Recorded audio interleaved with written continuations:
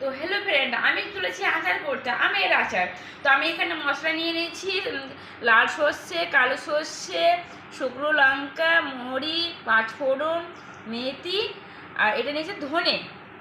আর এখানে নিয়েছি জোয়ান, কালো জিরে, সর্ষে। আমি কীভাবে দেবো পুরো মশলা সেটা আমি দেখাবো। আর এটা লঙ্কা। চলে এসো। তো এখানে সবগুলো ভেজে নেব আমি। আগে লঙ্কা দিয়ে দিয়েছিলাম, তারপরে আমি এখানে সবগুলো মশলা দিয়ে দেবো। তো বেশি ভাজতে হবে না, একটু হালকা হালকা ভাজতে হবে, মানে কি বেশি ভাজাও না বেশি কাঁচাও না, মিডিয়াম ভাবে ভাজতে হবে। দিয়ে আবার এইগুলো পেস্ট করে নিতে হবে। এই দেখো না, ভাজা হয়ে গেছে। এবার আমি ঢেলে নেব। আমি দেখে নিচ্ছি তেলটা গরম হয়েছে হয়নি। তো গরম হয়ে গেছে।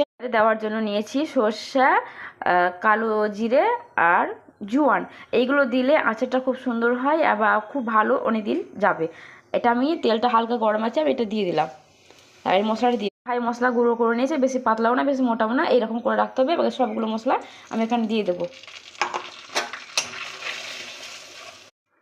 এখানে দিয়ে দিলাম লঙ্কা গুঁড়ো, একটা প্যাকেট দিয়ে দিলাম।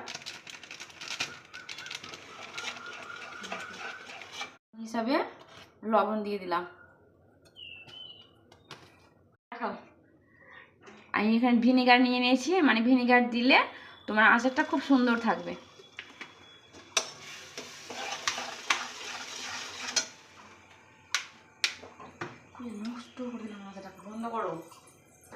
নিয়ে আসতে ভুলেই গিয়েছিলাম, তার জন্য ধরো ওই শুকনো আমটা দিতে, মানে ভিডিও দেখাতে ভুলেই গেলাম।